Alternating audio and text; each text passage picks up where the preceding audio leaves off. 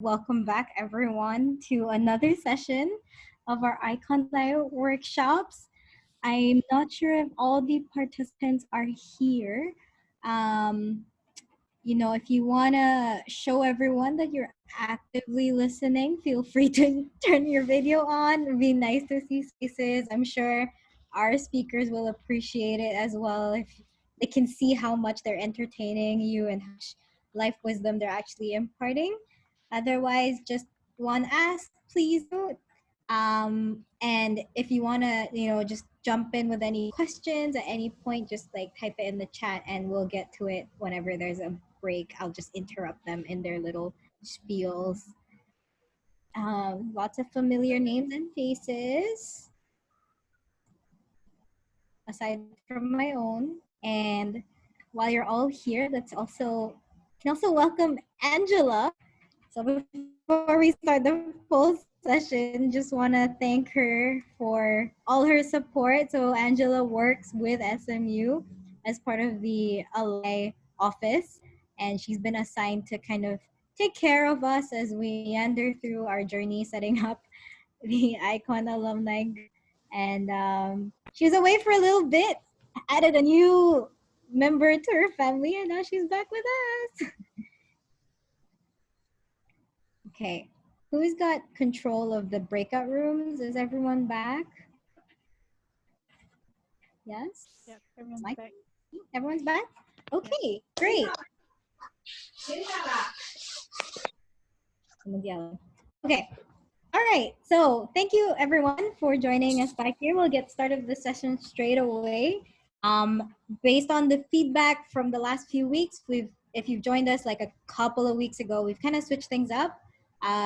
What we'll do today is go through the session and wrap up all the admin before we let you go into all your breakout rooms so that you can have a lot more time to chit chat if you want to and not rush you back to take a group photo and join our Telegram. So if you need to go after the main session, feel free. If you want to hang out, some of us will be in the room, so no pressure. Just log off whenever you want. But try to stay till the end of the main session at least. Thank you very much.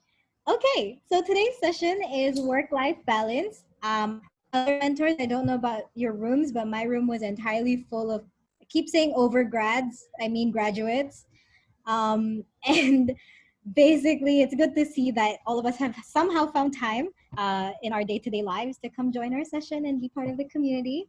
And today, we realize that work-life balance is never something you can master no matter how long you've graduated and how long you've been working. But we hope that we've opened up this platform for everyone to kind of share their gripes, share their challenges, or share their big wins if they've somehow managed to complete that perfect triangle of work, fun, and sleep or something like that.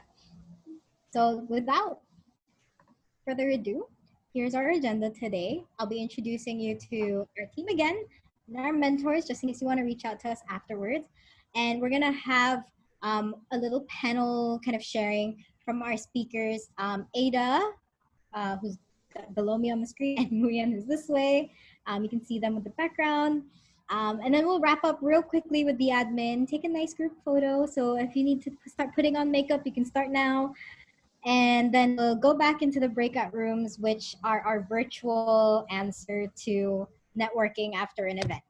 So with that, thank you once again for joining us. Really, we wanted to start this initiative. Unfortunately, it was hit by COVID, but we still didn't want to let that stop us. We wanted to keep creating a community and just wanted to make sure that there's a life for the Icon community even after you've graduated. So be it whether you were an international student, a local student who really cared about the international community, or just generally love meeting people from different cultures. That was what Icon was about, aside from all the amazing food. And we wanted to carry that forward in case you needed a break from all your work. We've been running these sessions this is the 10th week now. It happens every fortnight. So in 2 weeks, we'll be having our last session for this run. If you've been with us throughout the whole thing, thank you so much. And we hope to see you in the next one. So we've covered a lot of things like finding your first job, especially during this time, settling into a new place. Now that you have a job, how do you even go to work and make friends? And now we're assuming, hey, you've been working for a while, and normally the first few months are pretty crazy with a lot of training. Now, how do I find some sense of normalcy and like get back to going to the gym or meeting my friends for dinner or spending some time with my family? Our next session will be on financial health. And we're not financial advisors, so we're not going to tell you what to do with your money, but we're assuming by this point you've made some nice cash, and we're just going to kind of share our experience, like what we did with our money and what we'd not recommend. But it's not a financial like investment thing. Go seek the advice of a professional for that. So in case you have any questions, want to be involved, want to start your own initiative within the Icon community, or want to see how you can volunteer, here are the faces and names to look out for. So you have Haja over there, Paul, who's in there with his really mood lighting. I've been in the same void for 10 weeks. Yeah. Same black void. We have Alice in her workout gear, and I can't see her face right now. It's that cute little baby picture. You have me, you have Ada, who will be sharing, and Essa as well, who's at Campus Green right now. So, quick introduction of our guest speakers. Ada graduated in 2015, and she's currently a lawyer at Raja and Tan. And her journey getting to be a lawyer and being a lawyer, the amount of work-life balance you get, is really a crucial part of her sharing. But I'll save all of that for her. And now we have Nguyen as well, who's an associate at Black Peak, and he graduated in 2018 along with me from the School of Business.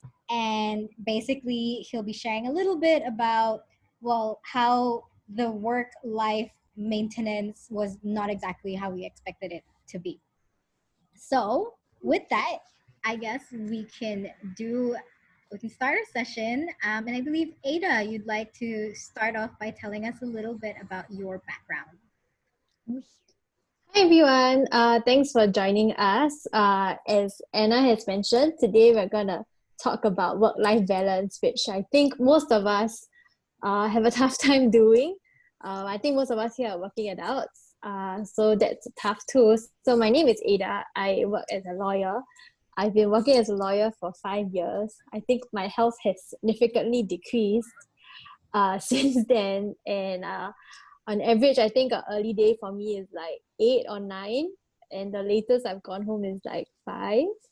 Yeah, so it's been really crazy hours for these past 5 years. But that said, I've learned a few things to maintain sanity. So I think for my sharing today, I'll just be sharing a few tips on that. Yeah, so the question I get a lot when for interns, they always ask me, is it true that lawyers have very long hours? And I always answer yes. But that doesn't mean that you don't have work-life balance. And actually, I think the question is not really can we have work-life balance, but how do we have work-life balance? I think work-life balance is kind of necessary if you want to work for a long time without losing your sanity. And I'll be sharing a bit about that later. So first, I have a visual. Oh yeah, that's my introduction.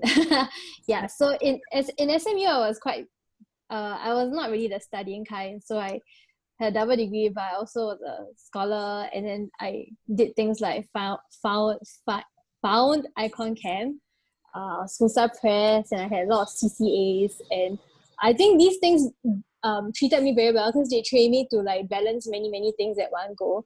Yeah, and train me for the hectic life of a lawyer. Yeah, so moving on from here, there are 3 parts of a work-life balance, which I thought a visual might help us to understand. So maybe we can imagine ourselves as a box or a jar. So this is you.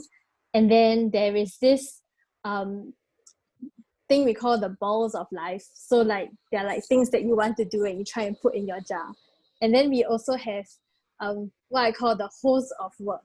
So that is basically water that keeps filling in. I think it represents work very well because work just flows in non-stop with sometimes out of our control. Some of us can control the hose, some of us can't. Yeah, so I'm going to share 3 tips today. One is how to expand our jar, because if you can expand yourself and expand your capacity, then obviously you can do more work and have more life. The next tip focuses on how do you manage your work and the workflow. And the third is how do you keep the balls of life inside your jar, because it's sometimes quite tempting to just like discard them because you've got too much work on your plate. So moving on to the first part, which is how do you expand your jar. So there are a lot of books out there about how to be more productive. So of course, productivity means like having routines. Some people say you wear the same shirt every day, so you save some time. There's things like getting your admin right, so you don't end up paying fines, or you don't end up having to write to people to get things unlocked. But I think one tip that has not really been shared very much, but has helped me a lot, is a very simple tip, which is to be friendly. So I learned this in university when I received a lot of notes as a scholar. And what I did in my first 2 weeks of school was I sent all my notes to my friends. And I thought it was a nice gesture, right? Because then everyone can like have some help, because law school is so tough. I later found out that actually my friends thought that I was quite stupid lah, because they were like, you have your own notes, why would you send it to people and take away the advantage that's given to you? But because they thought I was so stupid, for the rest of my 4 years, they were equally willing to share their notes with me, because they knew that I was not the ambitious or the selfish sort. And it really helped a lot when everyone shared resources. And that's really one way of expanding your capacity. Sometimes we have the temptation to guard stuff for ourselves. But even at work now, when I try to help my friends a lot. So I'm a family law specialist, and most of my friends are commercial law. So whenever they need help, even though I probably will not be rewarded professionally for it, I try and help them. And whenever I have a commercial problem, they'll help me back to the same extent. And that is so much more productive than trying to figure it all out on your own. And I have been in teams where they don't like to share resources. And I must say that it is very draining, because you have to figure everything out by yourself. And so my first tip on how do you expand your capacity is really to just not rely on your own resources, but rely on the people around you, and to be generous with your resources. And I'm sure people will help you back once they see like your heart, that you're just here to make everybody else's lives easier. Yeah, so that's the first tip. So the second one is, how do you manage your workflow? So this is a really tough question. The easiest way to manage your workflow is maybe to quit and find an easier job, but I don't think there really will always be an easier job. So there are times where I have to work very late, 1 a.m., 2 a.m. Probably tonight, because I spend time here, I'll probably have to work very, very late, maybe past 1 a.m. Yeah, but that's okay. I'll explain why later. So so one thing that has helped me is to plan my peaks. So instead of living by a day-to-day, I started living by a month-to-month basis. So so there's a month, then there's a week. So in the week, before I start the week, I'll list out all the things I'll have to do. Or sometimes I'll look in a 2-week horizon, and I'll see like where the peaks are. So and then I'll know, okay, on this day I have to do this, and on this day I have to do that. So basically I try to clear a lot of stuff before that day, so that I'm not in a rush. And I learned this a lot from my seniors, and that's how you kind of cope with the mental stress, to think ahead and plan ahead, so you're not caught by surprise when a lot of things are overwhelming you. I used to live on a day-by-day basis, and it was not fun. Like suddenly you'll be like, oh my gosh, I have something due tomorrow and I haven't drafted it. Yeah, and the thing is, you take the same amount of time to do it, but because it's due, you're like 20 times more stressed. And when you're 20 times more stressed, it's just not pleasant. So I used to be a procrastinator. In school, I was a procrastinator, but that doesn't work lah, if you want to control your workflow. Yeah, so planning ahead if you can. The second is recognizing your seasons.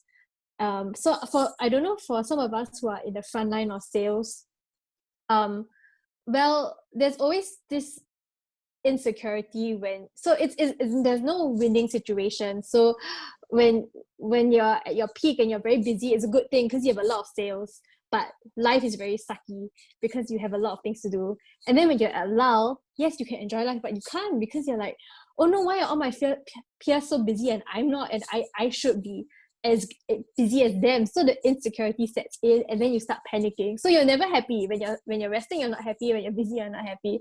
So I learned to do the reverse, which is to celebrate when I'm busy, that I have work, and also to celebrate when I get a break, and to recognize that anyway it's temporary, so let me just enjoy myself. So when you're at your peak, it's important to do well and to maximize that and to maximize on the opportunities that are given to you. But at the lull, don't go look for those opportunities, I guess. I mean, unless it's very bad and you're falling behind everyone, then maybe. But I think on average, we can all afford to take a day or two, a break for a day or two, and often the rush will come back anyway. Yeah, so I think learning to live in that security and recognizing when a lull is okay is another tip I have. And the last thing I wanted to share was to learn how you learn. What does that mean? So I think all of us have been to university, and we know that when we were group 1 presentation, in year 1 when we have presentation, we have like 5 hours in a group discussing like what topic we should decide on, and then another 3 hours doing a dry run. But by the time you get to year 4, it's like, okay guys, I will create an email chain and you just tell me what you want to do. We'll split the parts. You don't even meet sometimes. The first time you meet is maybe like half an hour before the actual presentation. And what that shows really is that you've learned the skill of group presentations. And that's pretty much how to maximize your learning. Yeah. So learn how to be more productive and learn faster. So that's really what I want to share about learning how you learn. Yeah. Okay. So the last point is, how do you preserve your balls of life? So first is to set aside non-negotiable blocks to spend time with friends and family. So one tip I have is even though I was very busy, I kept my lunch and my dinners free. So to spend time with my friends or whoever wanted to have lunch with me. And this meal time will not be touched regardless of how busy I am. So that's one way I preserved it. And in uni, even though I had more time, I spent time doing a lot of CCAs and stuff, but I didn't really keep relationships. And that was one regret I had. So I really, really wanted to focus on relationships when I got to work. And so meal times were really, really important. Attending people's weddings, I would just make time. And the thing is, you can, as long as you set your mind on it, you will be able to do it, and let your water work around like your life. I think okay. like this is a common theme with productivity gurus, right? They always say block out time in your calendar, make sure that you're busy. So even if it's a 1 hour bit for lunch, it's sacred, and don't let anyone take over it. Yeah. And it's learning how to rest and enjoy resting. Yeah. So those are my 3 tips. So I think I wanted to end off with a very short story. Next slide. I'm trying to click it. I'm sorry. It's okay. Yeah, so this is my wedding photo. I got married last year. The reason why I'm showing this photo was, so like there was a Friday night where my sister organized a meal with my cousins and my aunt and my uncle, who we are quite close to. And she invited me like quite last minute, and I actually had work to do. So I messaged my husband and said, can we have dinner? Do you think we can make it? And honestly, both of us had a lot of work to do, and we were like, maybe we'll be late or maybe we won't go at all. But I think in the end, I decided, okay, forget it. It's a Friday night, whatever, I'm gonna go. So we arrived like half an hour late, me and my husband. But we attended the dinner and it was really nice. It was just like maybe like 8 of us. Of course, this is pre-COVID. And it was a long time since we caught up with my aunt and my uncle and my cousins. So that was the Friday night. And on Monday morning, I got a call from my sister telling me that my aunt has passed away suddenly, without any notice. And suddenly, I mean, it was traumatizing and all, but then I think it hit me what that Friday dinner meant, because I think that was the last dinner and the last time I saw my aunt. And I am so relieved that I didn't care about work and I went for it. And the thing is, sometimes like a lot of these dinners and time we spend with our friends and family seem like, oh, there'll always be another time. And I'm not saying that we should always live like we're never gonna see the person again, but you never know. And yeah, so I think when we're considering work-life balance, yeah, my last message would be to just always remember that family and relationships really mean a great deal, and you never know. And yeah, to treasure the time that you have, because work will never be able to replace these memories. Yeah, so with that, I'll hand the time over to Min. Yeah, so thank you, Ada, for that sharing. And I know it seemed like it ended on a sad note, but I think through the time that we were prepping for this discussion, I think we all came to this realization that really a lot of the motivation to to bring about work-life balance is unfortunately because a lot of us have experienced some kind of struggle or something negative. And I think Nguyen had a lot to say about that when he was sharing about his transition from work. And then, why are the slides going backwards? Ah, yes. Oh no, yeah. So, yeah.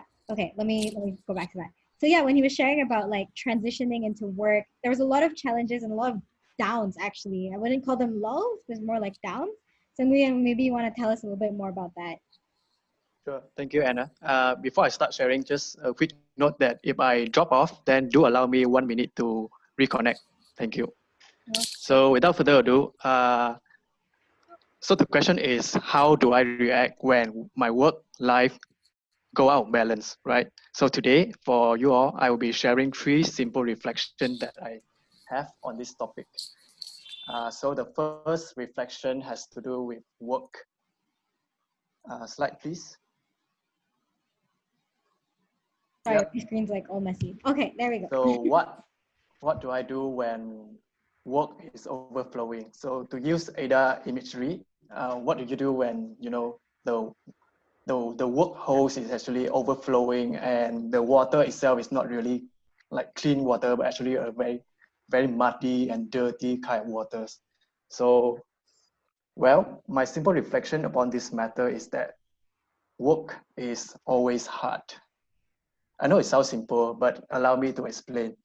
So I'll start with introducing a little bit about my work. So I am currently an associate for Black Peak. So we do risk advisory. And the fun fact is that I have been interning with Black Peak for 3 months. And then after that, I extended my internship into a part-time basis. And eventually I got converted. And to tell you a bit more about Black Peak, part of our job scope is to research on certain subjects and then to write a report on those subjects. And after that, we will send the report to our in-house editor, who I think has like top tier English capability. And then the editor will edit and send back to the researcher for addressing all the edits. So the researcher and the editor will go multiple rounds back and forth, and we also involve our case manager. So to be honest, when I first started working there full time, I thought, well, it's going to be quite easy because I have been exposed to the job scope of the associate before during my internship. So I guess it'll be quite straightforward, right? But no, I was wrong because I realized when I joined Black Peak full time that actually the standard of writing between being an associate and between being an intern is actually very different. And the first few reports that I get back from my editor is actually, to tell you the truth, right, is full of edits, it's full of spotted errors. Like literally half of the entire report is read in comments and errors. And the kind of comments that that I get quite often, and the one that I am afraid of the most is actually literally, what does this mean? Like, I felt like 8 years of education in Singapore just went out of the window. Like, even when I cannot convey what I want to convey in English, then I get that kind of comment, like, what does this mean? And to be honest, I feel quite dejected. And it happened like for a few months at the start, and I felt that actually I was quite tempted to feel that I was not good enough, like, for this role and for this job. But eventually I get like it got better, and I get less and less errors, less and less comments, and also I got back cleaner and cleaner report. So I thought, well, I got this covered, and I'm getting better at this.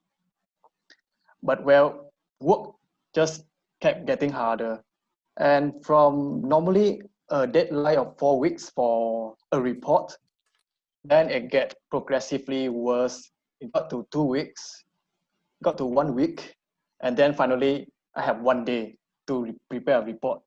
So yeah, it was tough time, and that went on for a while.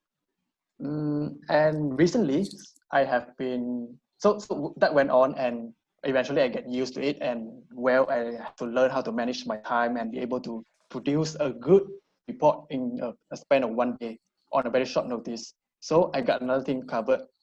But then recently I started, overseeing cases. So my intern and my junior will be the one doing the research, and I will be overall managing the case, and I report to my case manager. And like just recently, I think maybe a few weeks ago, well, it seems that it's quite hard for me. And one actual comment that I got from my case manager is that, please do it more thoroughly. Like, you can imagine how much that actually hurt. And throughout sharing this, like how my work get progressively harder, what the point that I am trying to convey is that work is always hard, and it will keep getting progressively harder. And I think that is a fact of life. It is something very normal, and it's okay for work to get hard. Some people might say that it is not a truism in life, but for me personally, I think it works for me. And I would go so far as to say that work getting harder is actually a positive thing. It can also mean that you have grown in your capacity, just in my case, that you can handle more work. And it also can imply that your colleagues and your boss and junior or whoever is trusting you more and more. They have seen you show the capacity to handle more work, and you're getting more trust from them. So I think the point that I'm trying to say here is that it's okay for works to get harder. Yeah. So I think, Nguyen, we've talked a little bit about work and mentally kind of being resilient towards that. So what about life outside of work? And I can ask this because we go to the same gym. How do you mentally frame that? All right. So about life, right? Life consists of things that you are obligated to do, and things that you do for enjoyment. So the question here is, what do you do when you have too many things and too little times? Borrowing the image from Ada, you have too many balls that you are trying to fit in this small box. So my simple reflection upon that matter is that both the things that you do for our obligation and the thing that you do out of enjoyment require time. And I start from a simple place. My time is my time. Please show the slide. There we go. Yes, my time is my time. What do I mean by that? What do I mean by that simple statement? It means that in my life, I felt that certain things or certain people somehow are entitled to my time. I feel that somehow I have to spend my time on certain people and certain tasks that I have no choice in the matter. But the truth of the matter is that actually my time is my time, and I can spend it however I want, and no one basically the choices rest upon me to decide how I use my time. And I find this way of thinking as both empowering and also give you responsibility, because suddenly I have the freedom to decide how I use my time, but also the responsibility upon myself to how to use my time effectively. So talking about bad use of time, right? Bad priorities. Let me go over my own example very, very quickly. So when I got my first few paychecks, I got a bit excited and I signed up for Virgin Active, and then I commit myself to a 6 day per week gym schedule. So in order to do that, I have to wake up at 6 every day from Monday to Saturday to go for the gym. And then on Sunday, I also do a bit of cardio. But then I am chronically a bad sleeper. So I wake up multiple times at night. I slept late and I force myself to wake up. So with my sleep suffers, my energy at work as a result also suffer. And also because on the weekend, I'll just try to catch up with my sleep. So my social circle also suffer. So yeah, it was very bad kind of deciding your priorities. But then I realized that actually it cannot go on any longer, and I need to accept the freedom, but also the responsibility to prioritize what I want to do in life. And for prioritization, this is how I prioritize things that I have to do, and I think that also a small tips for you. Next slide. Yeah, so there are three things. I value my sleep highly, and I feel that for my sleep is most likely will improve with more time. So simple solution, I just need to sleep more. But then for other things, like for my gym schedule, right? Even though I value it highly, but it does not necessarily improve with more time, but it can improve with more quality. So instead of 6 days, I go for 3 days per week now, and very focused, very high quality gym stuff. So you can improve on that without spending more time on it. But then for certain things, such as my human relation, actually, this is something that I have been always struggling with, and this is something that can only improve with more time and quality. So now I try to go out with my friends more. I try to actively call my friends, even though these are the things that I find a bit irritating previously, but then I think that it is important and I have to commit myself to it. Yep, so that is my small tip of how to prioritize. So, Nguyen, like, thank you for sharing, right? So far, it's been about your work and about then personal life. But I think when we were preparing this, we were thinking, we came to the conclusion that perhaps these jars of life would look quite different from each of all, for all of us, right? Is that right?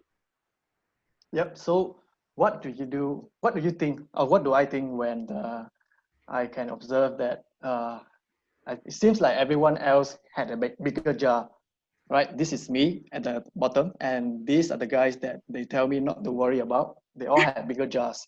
So what do I think?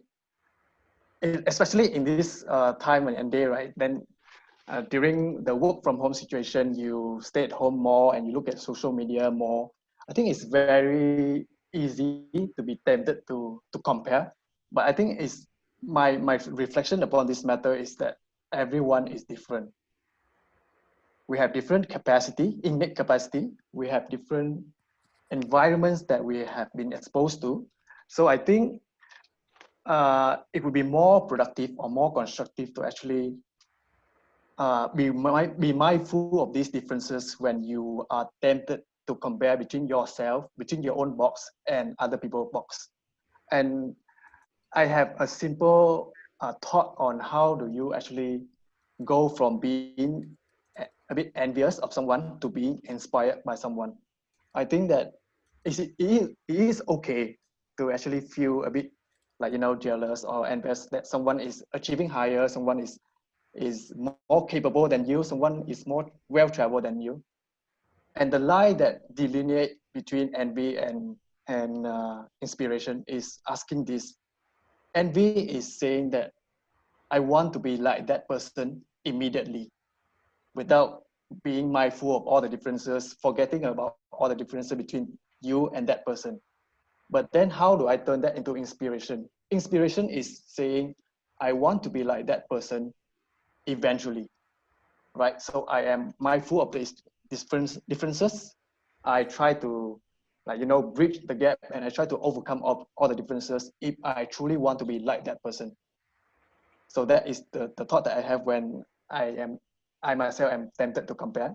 But then just very quickly, this thought also work in reverse, because sometimes you look up but you don't really look down, right? And other people actually, like your juniors or your interns, are not, you can say that they are not as capable as you, and they don't have the same circumstances, the same capacity as you. So I think I will have to keep those differences in mind when I treat my juniors and my interns. So basically trying to treat them most nicely and be mindful of the difference that I have compared to them. Right. Thank you, Nguyen, for that. Really inspiring. I think for myself, especially, or for my fellow salespeople out there, you're being tracked by dashboards all the time. And I think, worse than social media when you start seeing numbers and rankings attached to your performance. And really, it's just trying to figure out how these other people are doing better and how you can get to that stage. I think um, we were juniors once as well, and like Ada shared earlier today, it's a community effort. It's learning how you learn. Maybe you learn from other people. Maybe you learn from mentors. Maybe you learn from us, hopefully, and we also learn a lot from you. I think if you guys don't know this, Ada is a full-time member of Yesco, but Nguyen has volunteered to be a mentor, and in the past few weeks, we've really just been learning a lot from each other as well. And I think it really showed us as well, like just how enriching it is that all our different experiences are, how different our jars are, and that's okay. We're all different, and we've all failed and succeeded in our own little ways. So with that, I'm just gonna wrap up the admin over here so we can get back to making new friends. Our last session for this round is on financial health and how that is actually wealth. So we'll be looking a little bit about the basics of personal finance, not investment advice, mind you, but just how to be smarter and maybe how not to succumb to certain marketing gimmicks, no matter how exciting they look. And Essa will be leading this. Essa, wave. Yeah, and she knows a whole lot about saving money. If you guys haven't already, second last important thing I'd like you guys to do is to take some time and join our online communities. We have a Telegram group. This is the overall alumni group one, so it's not just for the mentor program. You get to meet a bunch of other people. If we're running events that are not mentorship related but have some food or have some fun, that'll be in there. And likewise, if you prefer Facebook, the updates will be on there as well. Okay, so I think I have everyone on my screen. Then that should be it.